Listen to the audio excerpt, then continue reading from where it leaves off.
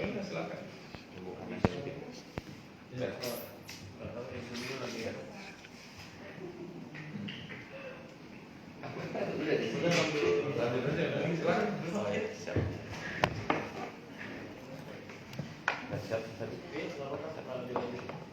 Baik, selamat sore Bapak Ibu. Assalamualaikum warahmatullahi wabarakatuh. Waalaikumsalam warahmatullahi wabarakatuh. Pertama-tama sebelum kita mulai acara, mari kita panjatkan puji dan syukur kehadirat Allah Subhanahu wa taala karena dengan rahmat dan karunia-Nya alhamdulillah kita bisa berkumpul kembali bersama untuk kajian sore hari ini. Tak lupa juga salawat serta salam marilah kita limpah curahkan pada baginda Nabi Muhammad SAW. Mungkin sebelumnya terima kasih kepada Pak Ustadz Subhan untuk sore hari ini. Mungkin untuk mempersingkat waktu langsung saja Pak dilanjutkan ke acara kajian untuk sore hari ini. Untuk Bapak Ibu sekalian, dipersilakan untuk bila ingin mencatat poin-poin penting dan juga diharapkan bisa menerima dan juga mendapatkan manfaat dari kajian sore hari ini dengan hati yang lapang. Baik, untuk itu kami persilakan kepada Pak Ustadz. Terima kasih.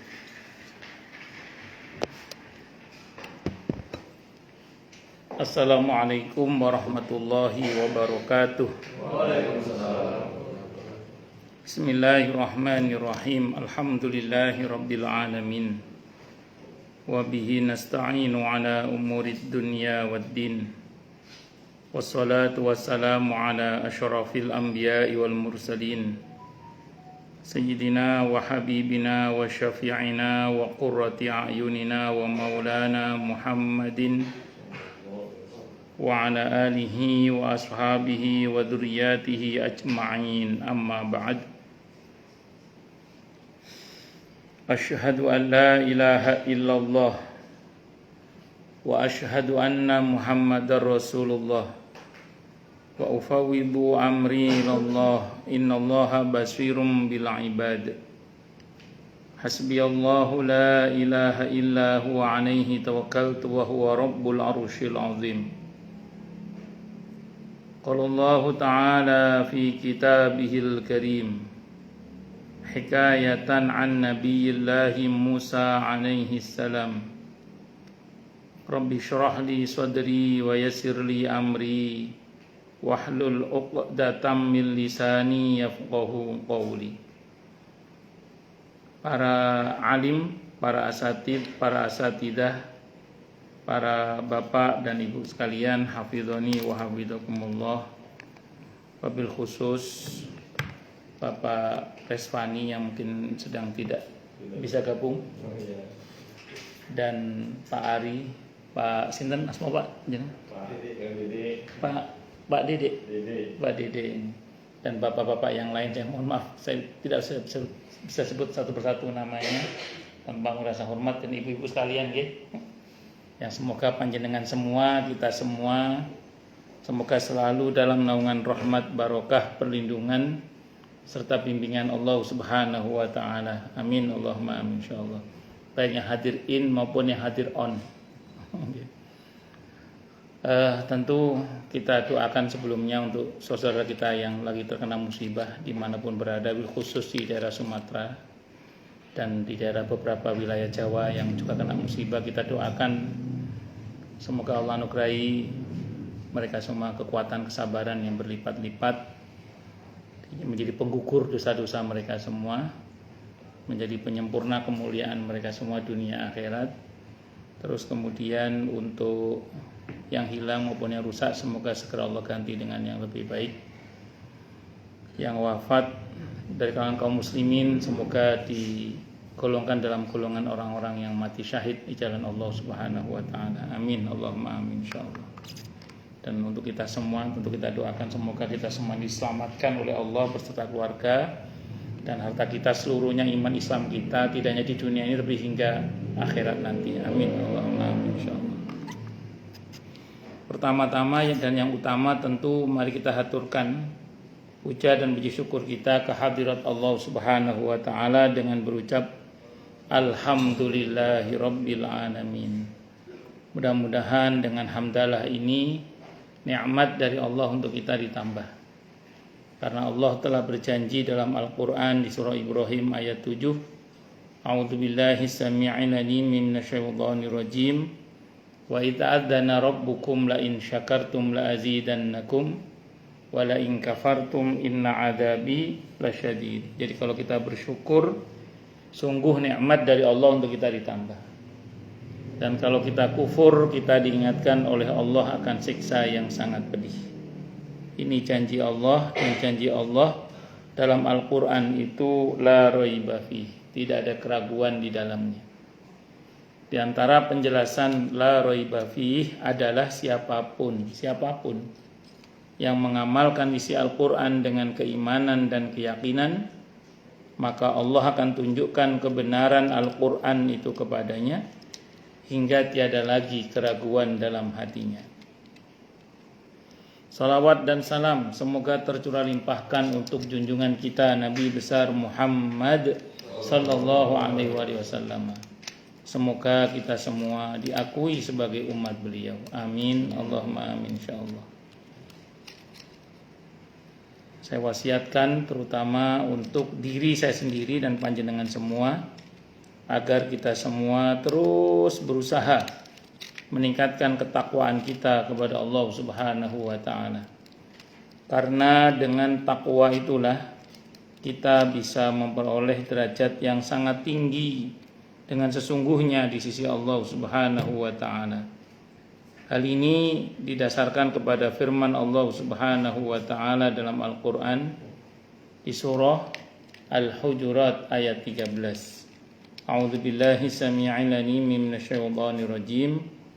Ya ayyuhan nasu inna khalaqnakum min dzakari wa untha wa ja'alnakum syu'uban wa qabaila lita'arafu inna akramakum 'indallahi atqakum al-ayah. Wahai manusia, sesungguhnya kami telah menciptakan kalian dari seorang laki-laki dan seorang perempuan, berkembang menjadi bersuku-suku dan berbangsa-bangsa agar kalian saling mengenal. Sesungguhnya yang paling mulia di antara kalian di sisi Allah adalah yang paling bertakwa. Allah juga berjanji akan memberikan bonus bagi siapapun yang sungguh-sungguh bertakwa kepada Allah, berupa solusi atau jalan keluar dari setiap masalah yang dia hadapi. Dan Allah juga berjanji akan memberinya rizki dari arah yang dia tidak duga sebelumnya. Hal ini didasarkan kepada firman Allah Subhanahu wa taala dalam Al-Qur'an di surah At-Talaq ayat 2 dan 3. A'udzubillahi samii'il 'alim minasyaitonir rajim.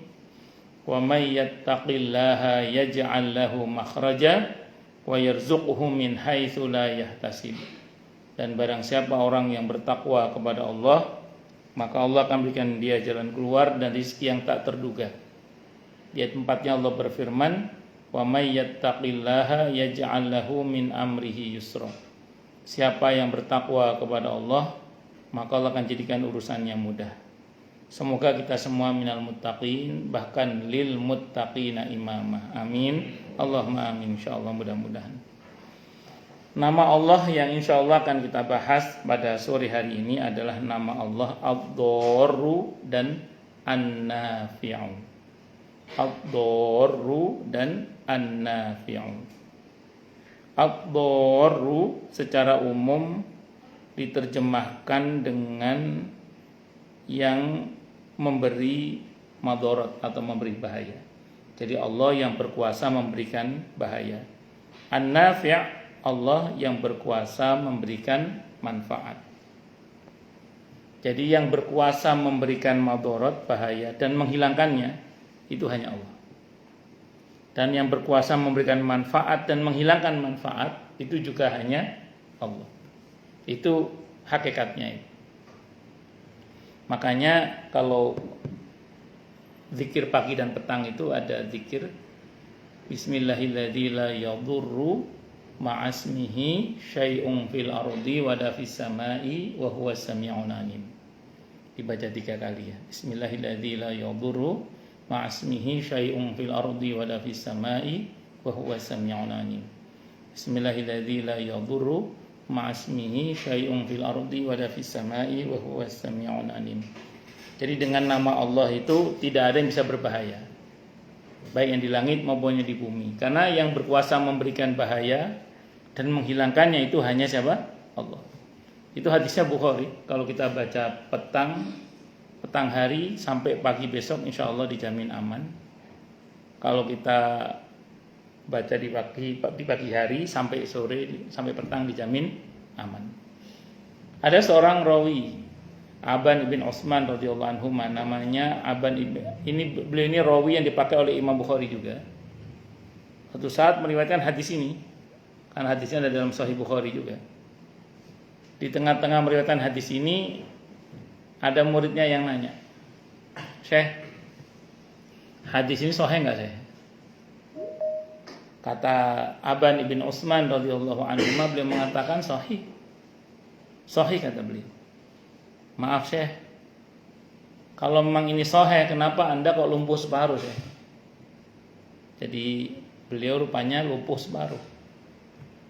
Katanya hadisnya sahih, dan Anda membacakan hadis ini dengan jaminan orang dijamin selamat kalau membaca pagi sampai petang, kalau petang sampai pagi.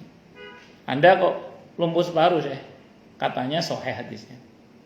Kata Aban bin Utsman radhiyallahu anhu mengatakan, demi Allah, hadis ini sahih kata beliau.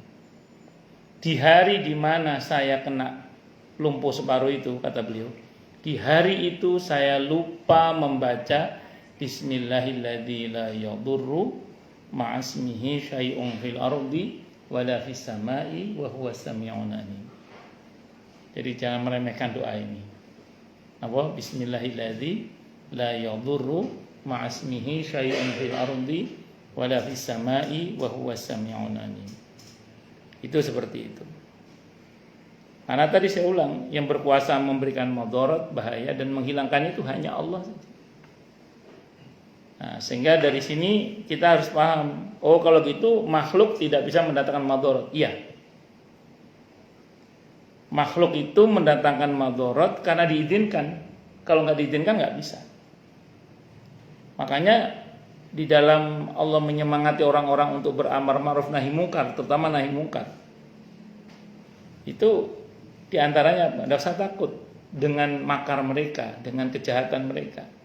Tidak akan mengenaimu sama sekali, kecuali apa yang memang menjadi bagianmu dari Allah. Artinya semua itu tidak akan terjadi kecuali dengan izin Allah. Tapi bukan berarti tanpa ilmu ya. Semua tetap harus menggunakan ilmu, menggunakan pendekatan-pendekatan ilmu, enggak ngawur juga. Mentang-mentang kemarin ngaji sama Pak Ustadz, kalau memang tidak akan, kalau Allah tidak izinkan berbahaya juga tidak akan berbahaya.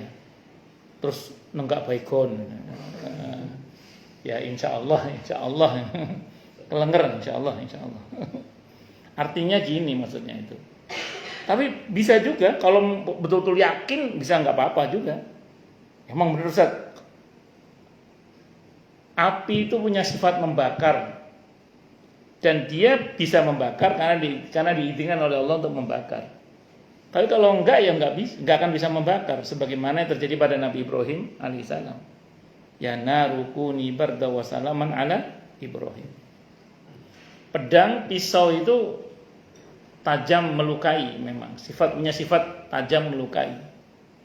Tapi pisau itu tidak akan bisa melukai kalau Allah tidak mengizinkan, sebagaimana yang terjadi pada Nabi Ismail alaihissalam misalnya. Itu itu nabi lah, yang bukan nabi sekarang. Dulu ada seorang tabi'in namanya Muslim Al-Khawlani. Jadi beliau ini Abu Muslim Al-Khawlani. Beliau ini pernah ketangkep pasukannya Musailamah Al-Kadzab. Dibakar hidup-hidup, nggak mempan. Bukan karena belajar debus di Banten, bukan. Tapi memang Allah lindungi sebagai untuk karomahnya beliau. Jadi kalau memang Allah tidak berkehendak terbakar, nggak akan terbakar. Khalid bin Walid radhiyallahu an itu ketika di perang Yarmuk itu kan pasukan kaum muslimin cuma sekitar 4 ribuan. Sementara musuhnya itu 200 ribuan pasukan Romawi dengan persenjataan lengkap. Panglimanya mengundang Khalid bin Walid radhiyallahu an datang ke kemahnya sang panglima dari Romawi itu. Sang panglima itu dikawal oleh pasukan berkuda bersenjata lengkap berlapis. Sementara Khalid bin Walid radhiyallahu an datang cuman sendirian bersama pengawalnya 1 orang saja. Begitu berhadapan dengan sang panglima disuguhkan minuman. Khalid tahu minuman itu ada racunnya. Khalid bin Walid radhiyallahu an sebagai orang yang sudah malang melintang dalam dunia persilatan lah, itu ngerti itu kalau di dalam minumannya ada racunnya. Beliau berpikir ini saya minum resikonya secara sunatullah maksudnya mati. Tidak saya minum pun resikonya juga mati.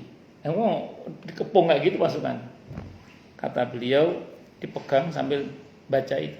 Bismillahirrahmanirrahim la yadurru ma'asmihi syai'un fil ardi wala fis sama'i wa huwas samiul alim. Dengan keyakinan penuh racun ini enggak akan berbahaya kecuali dengan izin Allah. Diminum betul sama Khalid bin Walid radhiyallahu anhu. Dan saat beliau minum bereaksi badannya itu gemeter gitu. Bergetar beberapa saat, sang panglima tegang juga ya. Begitu bergetar sesaat terus tenang kembali dan normal kembali. Sang panglima itu terbelalak. Bagaimana ceritanya kamu nggak mati? Padahal racun itu cukup untuk membunuh 1 ekor gajah. 1 ekor gajah mati, ini kamu manusia kok nggak mati? Kata Khalid bin Walid radhiyallahu anhu, Anda nggak usah khawatir. Kata Khalid bin Walid radhiyallahu anhu, di belakang saya yang seperti saya masih ada 2000 lagi. Kata Khalid, Anda nggak usah khawatir. Di belakang saya yang seperti saya masih ada 2000 lagi. Kan maksudnya 4000, yang 2000 itu tokoh-tokoh utama. Ya nggak takut mati itu. Ya jadi ini memang babnya apa ini? Babnya keyakinan memang. Tapi kalau kita keyakinan masih pas-pasan jangan coba-coba.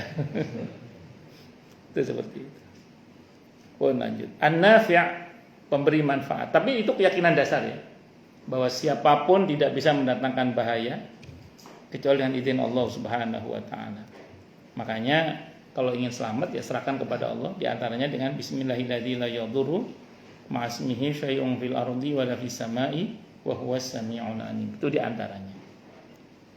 An-nafi', Allah yang memberikan manfaat. Makhluk tidak bisa memberikan manfaat. Kalaupun dia bisa mendatangkan manfaat karena diizinkan oleh Allah untuk bermanfaat. Saya pernah ngaji tafsir saat itu. Biasanya tafsir begini ada dalam tafsir Ibnu Katsir yang asli atau tafsir At-Tabari biasanya. Nah, itu biasanya ada riwayat begini ini atau dalam Qasasul Anbiya. Sehingga saya baca sehingga saya ada di situ. Jadi disebutkan begini. Pernah Nabi Musa itu sakit perut dalam satu perjalanan.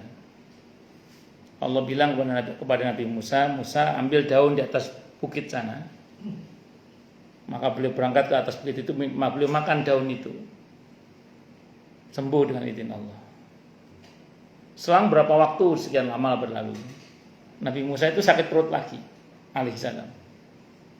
Beliau naik lagi ke atas bukit itu, ngambil daun itu habis banyak. Masih sakit perut juga. Beliau munajat sama Allah, ya Allah, saya udah makan banyak kok masih sakit perut juga. Kata Allah dalam riwayat itu, kamakal, yang nyuruh kamu makan daun itu siapa? Kemarin kan aku yang mau. Sekarang aku kan tidak mau. Nah, ini pelajaran tauhidnya tadi itu. Oh ternyata daun yang sama bisa memberikan manfaat dengan izin Allah. Daun yang sama bisa tidak memberikan manfaat juga dengan izin Allah. Makanya kalau kita datang ke dokter, ke bu dokter misalnya, kalau sembuh bukan bu dokter yang menyembuhkan, siapa? Allah. Karena Allah mengizinkan Anda sembuh. Nah, bisa jadi dengan dokter yang sama, dengan obat yang sama belum tentu sembuh. Faktanya aja loh, kalau di kampung itu ada istilah cocok-cocokan. Ini anak saya cocoknya sama mantri ini, sama mantri cocoknya. Ini cocoknya sama Pak Dokter ini. Sebenarnya asasnya sederhana sebenarnya. Allah sedang ingin memberikan manfaat kesembuhan melalui hambanya yang siapa atau hambanya yang mana. Itu prinsipnya. Nah, makanya kalau hari ini, saya ulang, kalau hari ini kita termasuk yang bisa mendatangkan manfaat untuk diri kita, untuk keluarga kita, untuk lingkungan kita, masyarakat kita, terutama agama kita, bersyukurlah pada Allah. Karena kita sedang diizinkan oleh Allah untuk bermanfaat. Dan ingat, kalau izin manfaat Allah cabut, bisa langsung tidak bermanfaat. Maka saya ulang ya, kalau hari ini kita bermanfaat, bersyukurlah pada Allah. Berarti kita masih diizinkan oleh Allah untuk bermanfaat. Saya ulang, kalau izin manfaat Allah cabut, langsung tidak bermanfaat. Dan itu mudah bagi Allah Subhanahu wa ta'ala. Makanya hati-hati, jangan sombong.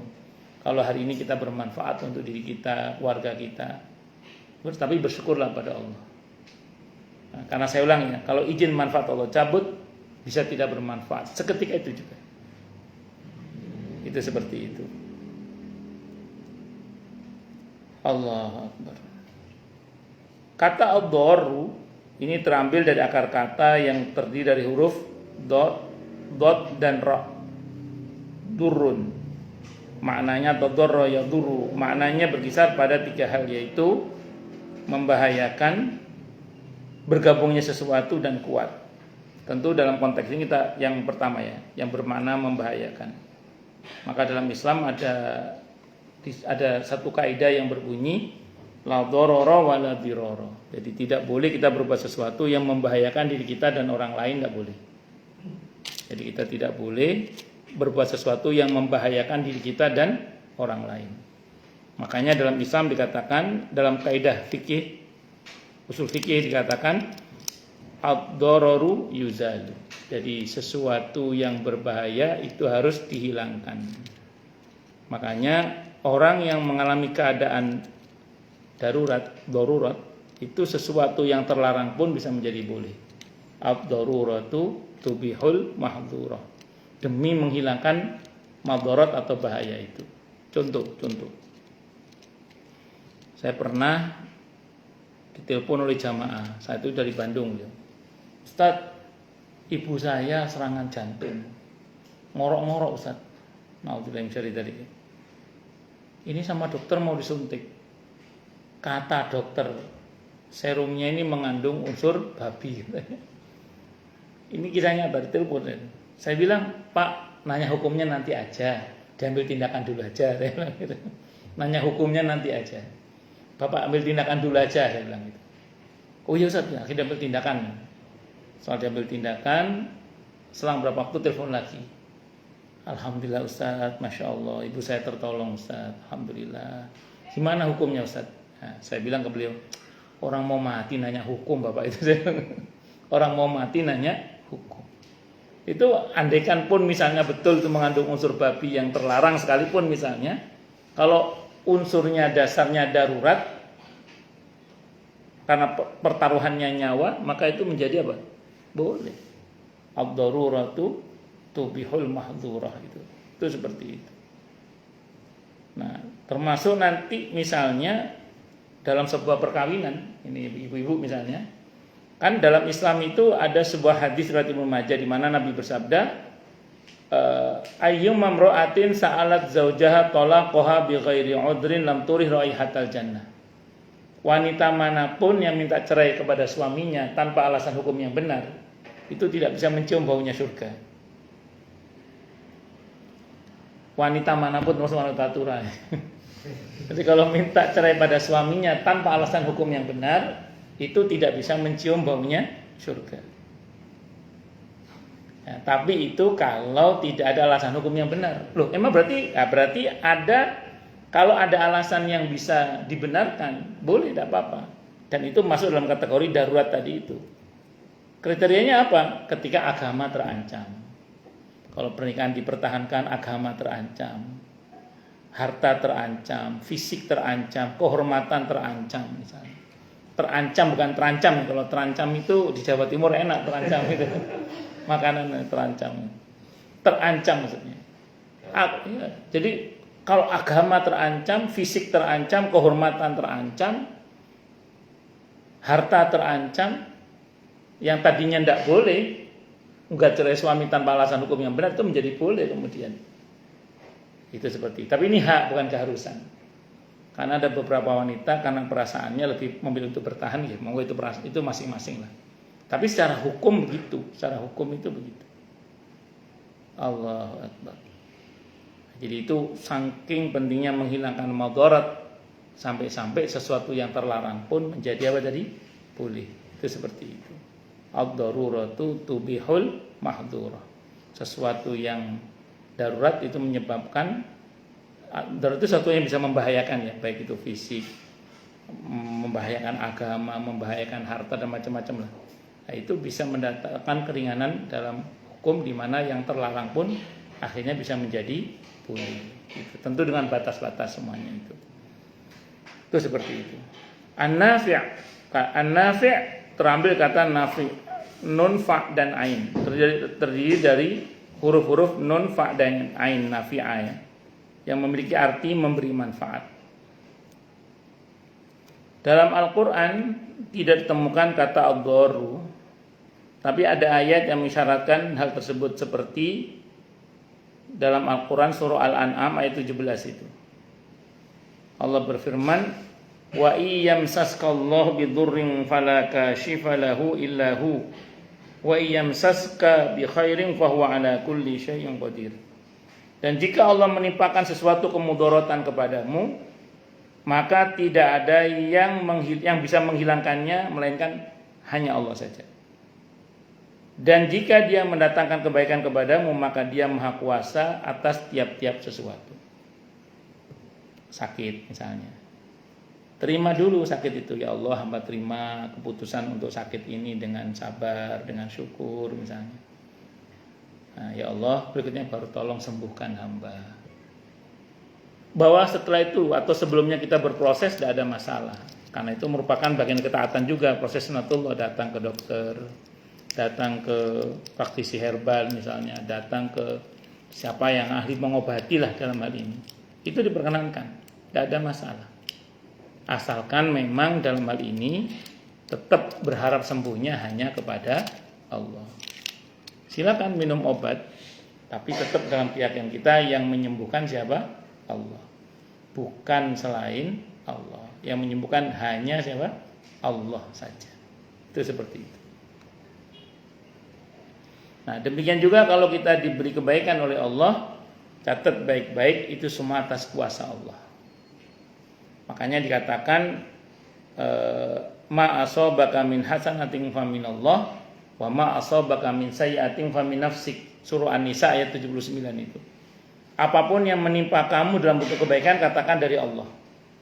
Dan apapun yang menimpa kamu dalam bentuk keburukan, katakan itu salahmu sendiri.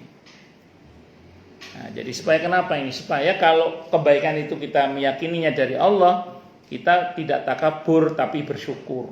Gitu. Jadi kita tidak takabur tapi apa? Bersyukur. Kenapa? Karena kita meyakini itu semua dari siapa? Allah.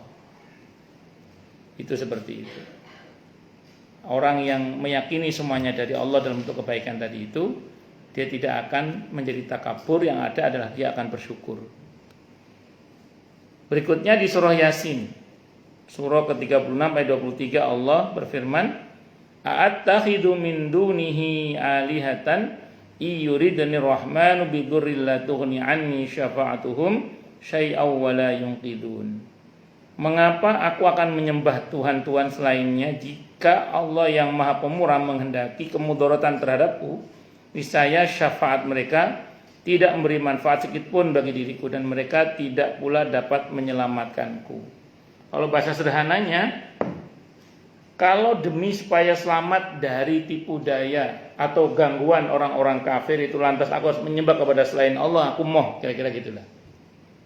Karena kalau Allah menghendaki madarat padaku, siapa yang bisa menolongku kalau bukan Allah? Karena selain Allah tidak akan bisa menolong aku. Kalau di ayat yang lain itu ada istilah begini, may yansuruni in asaitu. Siapa yang akan menolongku jika aku durhaka kepada Allah?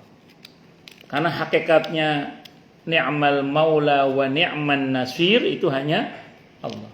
Sebaik-baik pelindung dan sebaik-baik penolong itu hanya Allah. Makanya begini, nah ini saya nanya aja ini. Misalnya satu saat ada kebijakan dari atasan. Yang kebijakan itu membuat Anda akan dimurkai oleh Allah. Tapi kalau Anda taati, majikan Anda senang. Ini misalnya, ini bukan Pak Resta, bukan Pak Ari juga, bukan. Misalnya saja, Anda di tempat lain misalnya gitu. Misalnya. Jadi kalau Anda taati atasan Anda suka, tapi Allah murka. Tapi kalau Anda tidak taati perintah majikan Anda, Allah yang suka, tapi majikan Anda murka. Kira-kira kalau Anda lebih mengambil resiko dimarahi majikan atau dimarahi Allah? Kalau pakai ayat ini tadi, kalau pakai ayat surah Yasin ayat 23 ini, lebih siap mengambil resiko dimarahi makhluk. Kenapa? Karena kalau makhluk marah kepada kita, Allah kuasa membela kita. Tapi kalau Allah yang marah kepada kita, makhluk tidak bisa membela kita. Kalau pakai ayat ini. Dan ini pendekatan akidah ini. Pendekatan akidah. Kalau pakai pendekatan akidah ya begitu. Gitu. Allah. Ada pendekatan lain, ada pendekatan fikih. Kalau pendekatan fikih itu lebih realistis. Sambil contoh gini, ini contoh aja. Saya punya jamaah, Pak. Beliau menjadi ASN di suatu kota.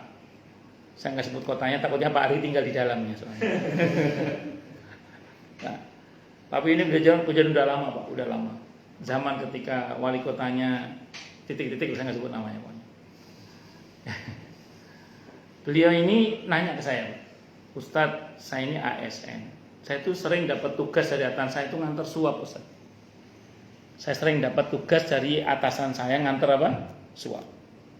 Ini saya tunjukkan bahwa nanti Islam itu sangat dinamis ya, tapi tetap dalam koridor yang syariat masih membenarkan. Jadi ini keringanan namanya. Tapi kalau sakoknya tadi itu, kalau Anda sanggup luar biasa. Nanti kita lihat nanti. Ada juga yang nanti yang pendekatannya ada. Nah, singkat kata singkat cerita, beliau nanya, terus gimana sikap saya, Ustaz? Saya ngomong gini sama beliau. Sampean mau jawaban fikih apa jawaban akidah? Kalau akidah, Ustaz, bismillah, tinggalkan karena Allah akan ganti dengan yang halal yang lebih baik. Saya bilang gitu. Bismillah, tinggalkan yang haram ini, maka Allah akan ganti dengan yang halal yang lebih baik. Saya bilang gitu. Jadi ASN susah, Ustaz. Saya bilang gitu. Jadi ASN itu susah, Ustaz. Zaman itu masih belum ASN istilahnya, masih PNS istilahnya. Jadi PNS susah, Ustaz. Lagi pula yang gaji saya kan negara, bukan dia, Ustaz. Saya cuma diancam aja kalau saya nggak nurut akan dimutasi ke bagian yang nggak enak lah gitu. Ini ya sudah, berarti sama tidak siap jawaban akidah, jawaban fikih aja. Kalau fikih gimana, Ustaz? Kalau fikih gini saya bilang, jangan kerjakan, saya nggak ngomong kerjakan dengan terpaksa, berarti saya nyuruh kan. Kalimat saya gini, jangan kerjakan semua itu dengan senang hati. Itu kalau di fikih namanya mukroh. Mukroh itu orang yang dipaksa oleh sistem. Resikonya itu kan dia kehilangan pekerjaan, berarti kehilangan maisha, kehilangan harta itu masuk dalam bab darurat atau hajat yang mendesak. Hajat yang mendesak itu bisa menduduki kedudukan darurat dalam hal diperbolehkan sesuatu yang dilarang. Kalau kaidahnya gini bunyi, al-hajatu, ini fikih ya. Al-hajatu tanzilu manzilatat darurati fi ibahatil mahdhurah. Hajat yang mendesak itu bisa menduduki kedudukan darurat dalam hal diperbolehkan sesuatu yang dilarang. Cuman pesan saya berpesan begini ya, kerjakanlah dengan terpaksa. Berarti saya nyuruh kalau itu. Kalimat saya gini, jangan kerjakan semua itu dengan senang hati. Saya bilang gitu. Artinya dia harus mengingkari, ini nggak benar ini. Nah, dia dipaksa oleh sistem aja, seperti itu. Alhamdulillah sekarang beliau sudah tidak lagi bagian ngantar suap, Pak. Tapi bagian yang disuap sekarang beliau, alhamdulillah. Tapi beliau alhamdulillah orangnya jujur ya Allah. Jadi beliau termasuk yang tidak mau disuap. Tapi posisinya bagian yang disuap sekarang. Di kota yang Pak Ari tinggal di dalamnya itu. Gitu. Kalau yang satunya lagi, saya dulu waktu itu saya masih di Surabaya kalau yang ini, waktu di Surabaya. Ini dia berani ngambil yang akidah, luar biasa ini, luar biasa. Jadi beliau ini ngaji ke saya. Kerjaannya itu sebagai waiters, yang nemenin orang mabuk gitu loh Pak. Jadi dia bagian uang apa? Jadi dia di hotel tertentu di Surabaya, apa namanya itu? Oh iya, dia bagian nemenin kalau ada orang mabuk di diskotiknya hotel itu atau apa saya nggak ngerti, itu dia bagian nemenin bagian pakaiannya roknya sampai bawah kan belahannya sampai paha gitu apa itu saya nggak paham. Dia ngaji di rumah itu, kakak beradik perempuan ngaji di rumah. Saya di Surabaya saat itu masih kontraktor, masih kontrak saya nanti saya.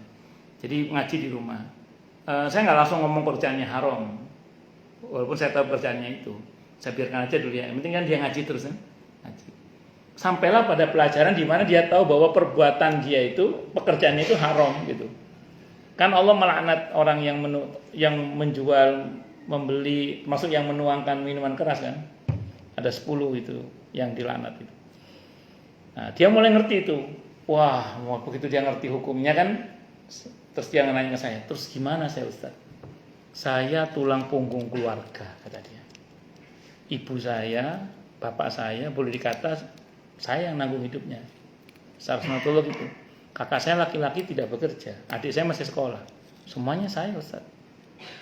Kalau saya berhenti dari pekerjaan ini bagaimana? Kalau enggak bagaimana? Jawaban saya kayak bapak tadi. Mau pendekatan akidah atau fikih sama yang lain. Kalau akidah, bismillah tinggalkan karena Allah akan ganti dengan hal yang lebih baik. Kalau pendekatan fikih, saya ngomong gini, mirip kayak tadi, cuman kalau bahasa saya gini istilahnya itu. Ya jangan dijalan dengan senang hati, tapi pelan-pelan pasang kuda-kuda untuk pindah, saya bilang gitu. Karena dalam fikih itu ada rumus gini, menghilangkan madorot itu tidak boleh menimbulkan madorot baru yang lebih besar. Itu rumus itu. Jadi buat kuda-kuda dulu, ancang-ancang dulu untuk keluar. Dan kalau sudah dirasa cukup, segera keluar, jangan berlama-lama di situ. Itu fikihnya gitu. Kenapa saya bilang bikin ancang-ancang? Saya ulang ya, dalam fikih itu ada kaidah gini. Menghilangkan madorot itu tidak boleh dengan menimbulkan madorot yang baru yang lebih besar. Karena ada beberapa orang itu yang bonek, tapi gak setel dengan keyakinan yang cukup kuat. Itu alih-alih lebih baik, setelahnya malah tambah gak karu-karuan. Karena ada kasus-kasus yang mirip seperti ini, Pak Ari. Itu ya dia sama, bagian bartender apa namanya kalau dia itu, bagian bartender. Pokoknya bagian nuang minuman termasuk kayak gitu itu. Dia langsung set gitu, nggak pakai kuda-kuda dulu. Dan rupanya basic akidahnya juga kurang bertawakal hanya kepada Allah. Akhirnya sekarang malah dikejar-kejar orang karena ngutang sana, ngutang sini, nipu sana, nipu sini, bohong sana, bohong sini, akhirnya malah gak karu-karuan malah. Nah, si Mbak ini saya bilang begitu. Kalau Anda mau pakai fikih pendekatannya begitu. Di luar dugaan saya dan saya salut masya Allah, saya pilih keluar Ustaz. Ya wis Mbak, dimantap akidah ya. Tak, saya kawal lah. Biar yakin betul karena wa kullu man lam ya'taqid lam yantafi kata para ulama. Kalau nggak yakin nggak bermanfaat. Kawal tuh semampu saya keyakinannya itu. Selang berapa waktu setelah dia keluar, bonek dia keluar itu, terus dia datang lagi ke saya. Ustaz, saya sekarang bingung. Bingung kenapa? Bingung mau menerima lamaran kerja yang mana ini. Rupanya keluar dari itu ada 4 tempat yang menawarkan beliau pekerjaan yang baik dan halal itu. Dan mulia itu, masya Allah, alhamdulillah. Saya bilang, seman isi khoro mbak, seman pilih sing dila terserah sampai wis. Jadi itu cash itu, alhamdulillah dengan izin Allah ganti dengan yang halal yang lebih baik dengan izin Allah Subhanahu wa taala. Nah, jadi asal yakin boneknya cuman bonek nekat. Bonek itu bonek nekat ya. jangan. Kalau ketemu sama kalau Bandung itu Butoto apa? Boboto. Kalau banding kan, kalau ini kan Persebaya bonek. Jadi jangan cuma bonek nekat aja, tapi dasar akidahnya harus kuat betul. Karena kalau ragu-ragu nggak jadi itu. Harus yakin betul dan bertawakal hanya kepada Allah Berharap hanya kepada Allah dan begitu seterusnya. Jadi jangan coba-coba untuk itu seperti itu. Wis, jadi singkat kata singkat cerita, dua pendekatan ini ada dasarnya ya. Yang satu pendekatan fikih, dan fikih itu memang lebih realistis ya. Walaupun yang lebih sering realistis itu orang Arab ya, karena realnya dihitung betul gitu, realistis. Kalau akidah itu mah agak-agak bonek gitu. Tapi ya kalau yakin betul seperti tadi Nabi Ibrahim, api pun tidak bisa membakar beliau. Kalau betul-betul bonek ya, pisau pun juga tidak bisa melukai Nabi Ismail alaihissalam. Itu seperti itu. Itu pendekatan-pendekatan akidah. Nah, tapi dasarnya harus betul-betul yakin. Bismillah. Bonek kok Bismillah. Itu seperti itu. Allahu Akbar. Jadi ini tadi di surah Yasin pendekatannya akidah ya.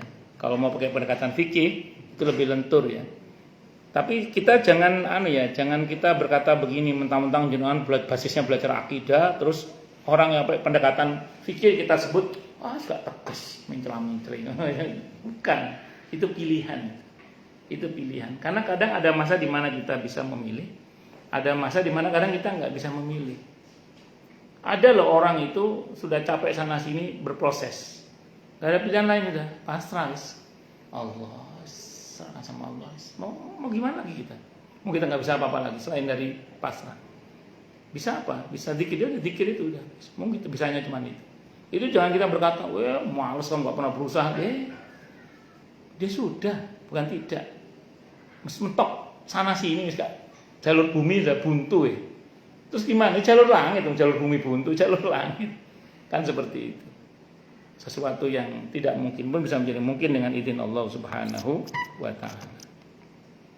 Itu seperti itu. Semua ayat yang membicarakan durun dengan Allah sebagai pelakunya menggunakan pengandaian. Firman Allah dalam Al-Quran misalnya di surah Yunus ayat 107. Allah berfirman, wa iyyamsaskallahu bidurrin fala kashifa lahu illahu wa iyyuridka bi khairin fala radda li fadlihi yusibu bihi man yasha'u min ibadihi wa huwal ghafurur rahim. Jika Allah menimpakan, jika ada pengandaiannya, jika Allah menimpakan suatu kemudaratan kepadamu, maka tidak ada yang dapat menghilangkannya kecuali Dia. Dan jika Allah menghendaki kebaikan bagi kamu, maka tidak ada yang dapat menolak karunia-Nya. Dia memberikan kebaikan itu kepada siapa yang dikehendakinya di antara hamba-hambanya, dan Dialah yang Maha Pengampun lagi Maha Penyayang. Kalau habis sholat itu ada doa yang Nabi ajarkan begini, Allahumma la mani'a lima a'taita wa la mu'tiya lima mana'ta wa la radda lima qadaita wa la yanfa'u dzal jaddi minkal jadd. Kalau Allah berkehendak sampai, pasti sampai. Tidak ada satu pun yang bisa menghalangi. Tapi kalau Allah bilang nggak sampai, tidak akan pernah sampai. Sebetapapun orang berusaha untuk mendatangkannya. Makanya dalam hal ini kita nggak usah khawatir soal rezeki misalnya. Kalau bahasanya Hasan Al-Basri rahimahullah, beliau mengatakan, saya tidak pernah khawatir soal rezeki saya. Karena apa yang menjadi hak saya tidak akan diambil oleh orang lain, kata beliau. Dan apa yang menjadi pekerjaan saya tidak akan dikerjakan oleh orang lain. Itu kata beliau. Dan kita harus yakin itu.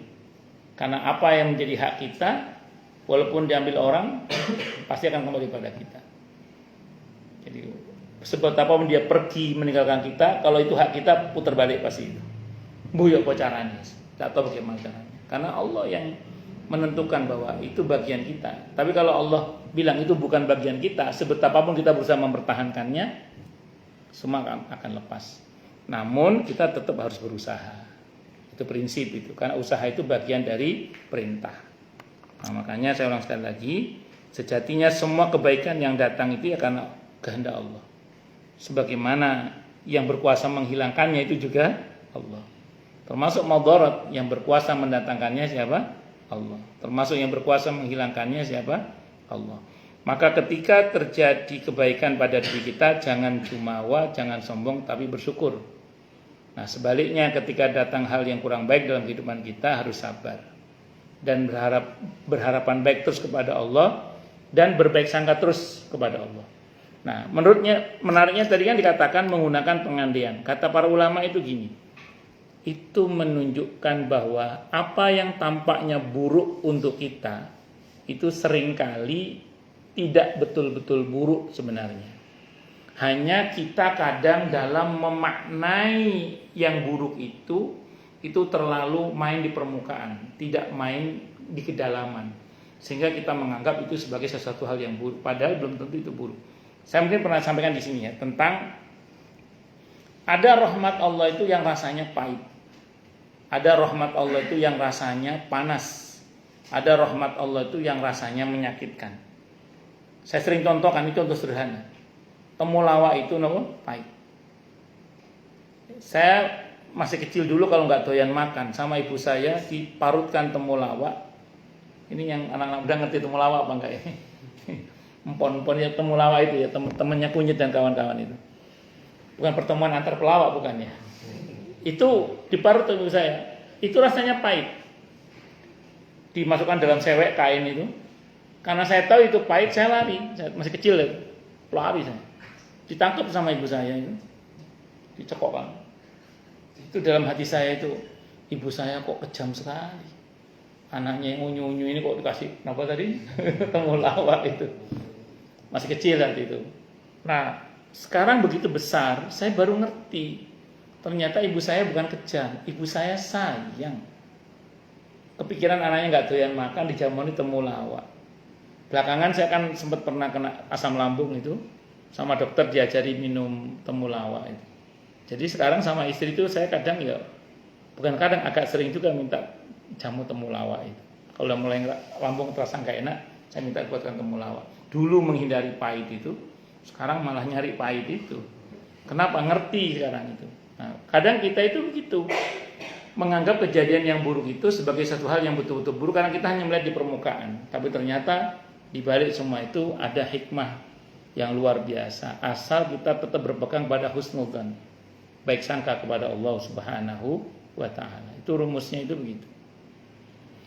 Nah, ada nikmat, ada rahmat Allah itu yang sifatnya panas, seperti sinar matahari pagi misalnya. Itu kalau jenengan berjemur di bawah sinar matahari pagi itu panas sama panas itu. Ya, lama-lama panas juga kan, kalau sebentar sih enggak. Kalau kita mau sabar dengan panasnya sinar matahari itu dapat manfaat enggak? Dapat. Kalau enggak tahan, panas. Enggak dapat manfaat. Tapi kalau kita sabar dapat manfaat. Ada rahmat Allah yang sifatnya menyakitkan. Pernah pijit refleksi? Pijit refleksi pernah nggak? Ya 90 menit. Sakit nggak itu? Itu kalau kita sabar dipencet-pencet itu, sabar itu, insya Allah dapat manfaat itu. Tapi kalau udah nggak jadi, udah nyerah. Ya nggak dapat manfaat, nggak tahan dengan sakitnya. Nah, jadi kadang ada nikmat Allah itu, rahmat Allah yang sifatnya menyakitkan seperti itu ya. Dan kadang memang manusia itu tidak paham dengan kebijakan Allah. Makanya yang kita kedepankan husnudzon, baik sangka kita kepada Allah Subhanahu wa ta'ala. Hari ini mungkin kita melihat ada beberapa musibah atau bencana yang kita tidak tahu ada hikmah apa di balik semua itu. Tapi yang pasti, selama kita masih tetap berbaik sangka kepada Allah dan berharapan baik kepada Allah, percayalah insya Allah semuanya akan baik-baik saja. Karena berapa banyak orang yang setelah kena musibah itu setelahnya malah dia melejit tinggi, diberi oleh Allah dengan aneka kebaikan-kebaikan yang luar biasa. Adapun yang wafat, insya Allah dan semoga dikategorikan dalam kategori yang syahid di kalangan kaum muslimin. Amin Allahumma amin, insya Allah. Itu seperti itu. Terus berikutnya surah An-Nahl. Sebelum saya masuk surah An-Nahl, mungkin ada yang mau nanya dulu mungkin. Kalau masih ada waktu nanti saya teruskan. Oke. Oke, monggo. Ustaz, mungkin tadi yang terakhir terkait cara kita menyikapi apa yang kita dapatkan. Mungkin saya juga merasa bahwa apapun yang saya dapatkan, apapun yang saya alami, baik itu musibah atau anugerah gitu ya, pasti ada suatu pesan yang akan disampaikan ke saya. Cuman kadang saya berpikir, kalau misalkan saya mendapatkan musibah, apakah ini sebagai hukuman untuk saya, Apakah ini sebagai balasan atas apa yang saya pernah lakukan? Apakah ini mungkin peringatan? Dan apakah ini memang untuk meningkatkan derajat saya? Begitupun untuk anugerah, apakah ini memang hadiah atau misalkan ganjaran untuk apa yang saya lakukan? Ataukah ini istidraj yang saya misalkan sedang futur tapi saya terus dikasih nikmat? Nah, cara kita bisa membedakan itu, Ustaz, mungkin jika secara logika ketika saya dapat suatu hal, musibah atau anugerah, pasti secara logika saya akan memikirkan ke depannya harus bagaimana. Misalkan saya dapat musibah, apa yang sekiranya saya bisa evaluasi dan lain-lain. Tapi saya ingin membedakan dahulu, apakah itu apa yang disampaikan dari yang saya dapatkan itu untuk menyikapi. Bagus. Bersyukurlah pada Allah kalau panjenengan punya pikiran seperti itu. Berarti ada keberanian untuk muhasabah diri. Baik, saya akan bantu jawab insyaallah. Yang pertama gini. Kalau kejadian yang tidak baik itu setelah panjenengan melihat ke belakang muhasabah, perasaan saya sudah berusaha memperbaiki hubungan saya dengan Allah. Perasaan saya berusaha tetap baik pada sesama. Perasaan saya sudah doa, sudah zikir, sudah sedekah, udah aneka kebaikan sudah kita lakukan lah pokoknya. Kok masih terjadi hal yang tidak baik pada diri kita? Catat baik-baik, insya Allah itu ujian. Itu yang merontokkan dosa, menaikkan derajat, menyempurnakan kemuliaan insya Allah. Itu dulu. Tapi harus objektif, menengok ke belakang. Bahwa sebelumnya memang kita sudah berusaha memperbaiki hubungan dengan Allah maupun dengan sesama, dan sudah berusaha melakukan aneka kebaikan-kebaikan yang bisa kita lakukan. Kok masih terjadi juga? Kita baik sangka aja, ini ujian yang akan membuat kita insya Allah akan dinaikkan derajat, diampuni dosa, disempurnakan kemuliaan insya Allah. Maka kita hanya butuh sabar saja. Itu satu dulu. Yang kedua, kalau kita nengok ke belakang, begitu terjadi musibah ya, kita nengok ke belakang, ternyata kita telah berbuat sesuatu yang berdasarkan pada kotornya hati kita, sakitnya hati kita, entah itu karena sombong, karena dengki, atau karena serakahan, atau karena sifat pelit dan macam-macam lah, kedengkian dan macam-macam. Sehingga karenanya kemudian terjadi sesuatu yang tidak baik dalam kehidupan kita, itu jangan GR itu ujian, bisa jadi itu adalah peringatan. Sebagaimana firman Allah dalam Al-Quran di surah At-Taubah 126 ketika Allah mengingatkan orang-orang munafik. Apa kata Allah? Awala yarawna annahum yuftanuna fi kulli amin marratan aw marrataini thumma la yatubuna wa lahum yadhakkarun. Apakah mereka orang-orang munafik itu tidak memperhatikan bahwasanya mereka itu diuji? Dalam ayat itu terjemahnya diuji, tafsirnya diberi musibah, dibuka aibnya, dipermalukan sekali atau dua kali dalam setahun, artinya berkali-kali. Kata Allah Pak, summa la yatubuna. Gitu itulah kok enggak tobat-tobat dan kok tidak mengambil pelajaran. Maksudnya apa? Orang munafik itu orang yang hatinya kotor, hatinya berpenyakit, ada kedengkian dalam hatinya, ada kesombongan dalam hatinya, ada keserakahan dalam hatinya, ada kebencian dalam hatinya, dan dia bertindak atas dasar penyakit dalam hatinya itu, sehingga Allah bikin dia kena musibah. Itu bukan ujian, peringatan. Yang Allah mau bukan cuma sabar. Kalau ingin sembuh dari proses itu, musibah itu, dia harus tobat dan mengambil pelajaran. Jadi jangan GR itu ujian, bukan. Itu peringatan. Kalau peringatan tidak cukup hanya sabar, tapi harus bertobat dan mengambil pelajaran. Dan yang terakhir itu adab. Kalau adab ini biasanya sudah didahului dengan peringatan-peringatan. Karena hampir tidak pernah Allah itu mengadab secara langsung. Yang sering itu mesti Allah kasih peringatan-peringatan terlebih dahulu. Bahkan tidak jarang Allah kasih istidraj sebelumnya biasanya. Sebagaimana firman Allah dalam Al-Quran di surah Al-An'am ayat 44 itu. Falamma nasu ma dzukiru bi fatahna alaihim abwaaba kulli syai' hatta idza farihu bima utu akhadnahum baghtatan fa idahum mublisun. Maka ketika mereka melupakan peringatan yang Allah berikan kepada mereka, diingetin daplek, nggak mau diingetin, tambah lama tambah parah. Akhirnya kata Allah, ya wis kalau kamu terus daplek, kalau bahasa kita ya, fatahna alaihim abwaaba kulli syai'. Tambah durhaka, tambah sukses, tambah durhaka, tambah berhasil, tambah durhaka, tambah pencapaiannya, tambah bagus prestasinya. Apa kata Allah? Hatta idza farihu bima utu. Hingga ketika dia telah mencapai puncak kebahagiaan dalam kedurhakaan itu, kata Allah, akhadnahum baghtatan, kami siksa dia secara tiba-tiba. Fa idahum mublisun, seketika itu dia merasa kaget dan berputus asa. Ayat ini berkenaan dengan adab itu ternyata kalau turun nggak langsung. Seringkali didahului dengan peringatan-peringatan. Kalau kita ngerasa tengok ke belakang, iya sih Allah udah ngingetin saya berkali-kali, tapi saya tetap dablek terus. Malah Allah kasih banyak saya. Terus tiba-tiba terjadi hal yang gak enak. Ya, itu patut waspada, itu adab. Kalau adab tidak cukup hanya sabar, tidak cukup hanya tobat, tidak cukup hanya mengambil pelajaran. Satu lagi, segera, agar tidak terlambat seperti Fir'aun, tidak terlambat seperti Qarun, tidak terlambat seperti Haman, tidak terlambat seperti Bal'am bin Ba'ura, tidak terlambat seperti Barsisa, tidak terlambat seperti Namrud, tidak terlambat seperti kaum Ad, kaum Samud, dan lain sebagainya. Makanya harus ada keberanian tadi untuk menengok ke belakang. Harus jujur pada diri sendiri juga. Muhasabah namanya. Manjina punya pikiran begitu itu bagus. Satu dulu. Yang kedua tadi, kalau ingin tahu apakah yang kita peroleh itu istidraj ataukah keberkahan dari Allah, itu rumusnya sederhana sebenarnya. Pertama, kalau pencapaian kebaikan itu berbanding lurus dengan ketaatan itu barokah. Tapi kalau pencapaian kemuliaan itu berbanding lurus dengan kedurhakaan, pasti istidraj, itu pasti sudah itu.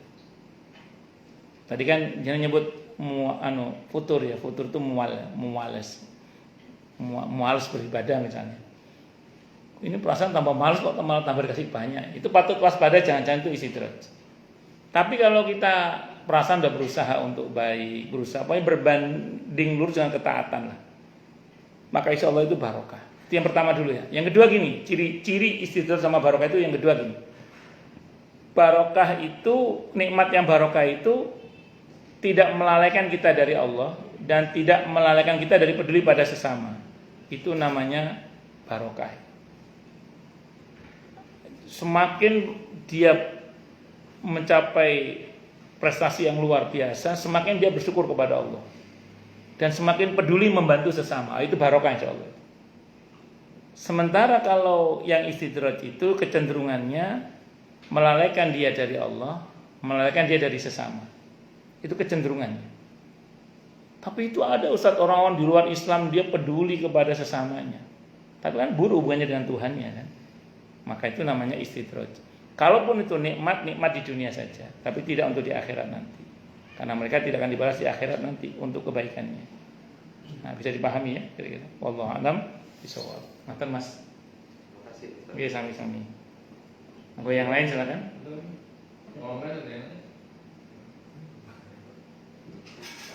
Oke, monggo.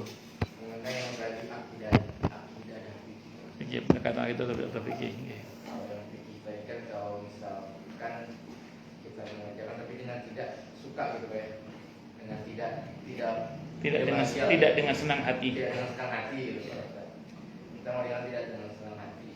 Tapi pada saat kita menerima duitnya seperti apa Ustaz?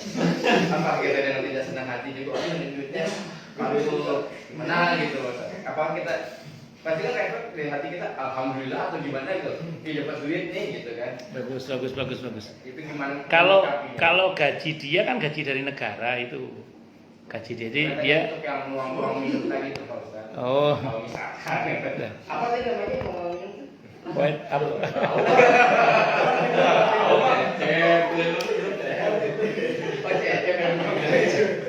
Waiters apa namanya ya? Iya. Nah, saya mau terangkan dulu gini.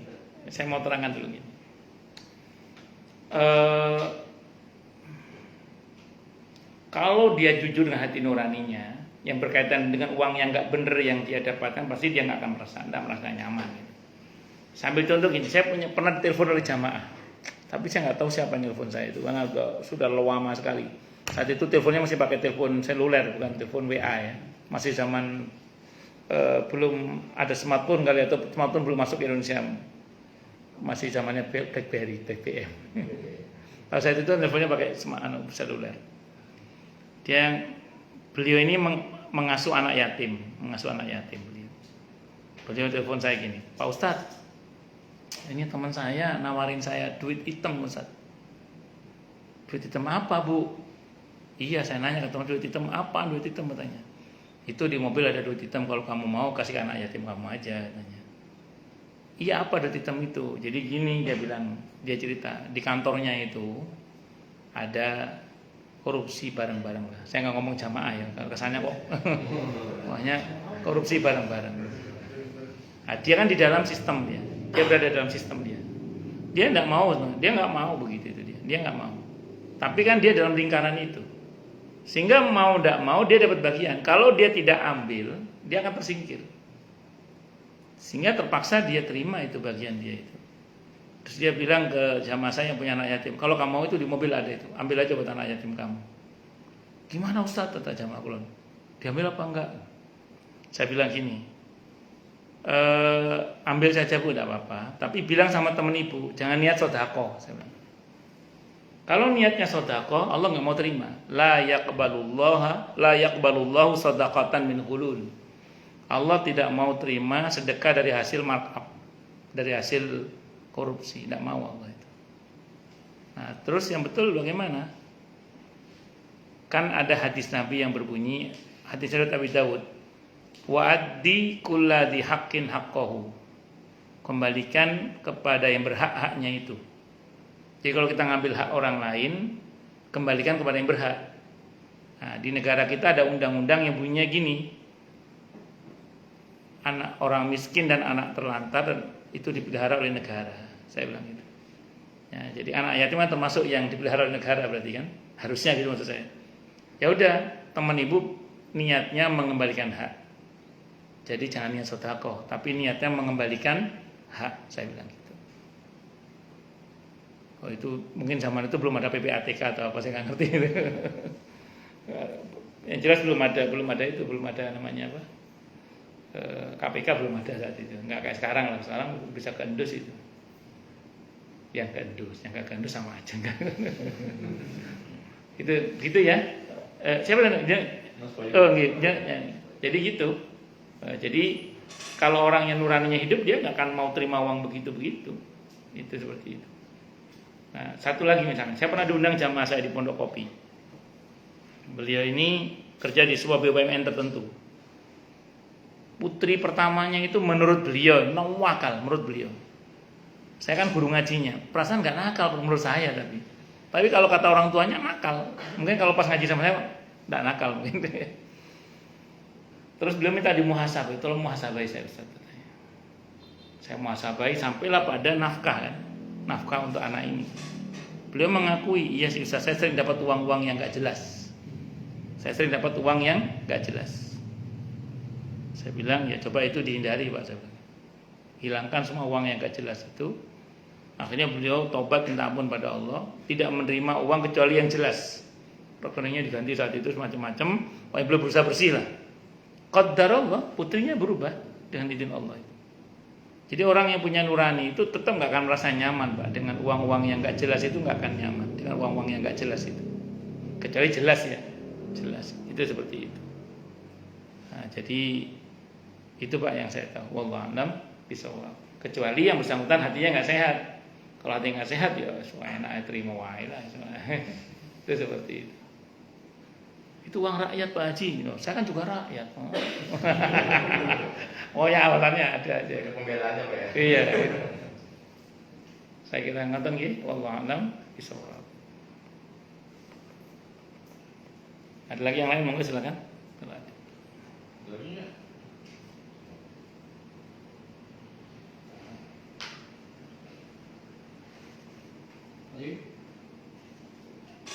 Mas Koirul atau apa?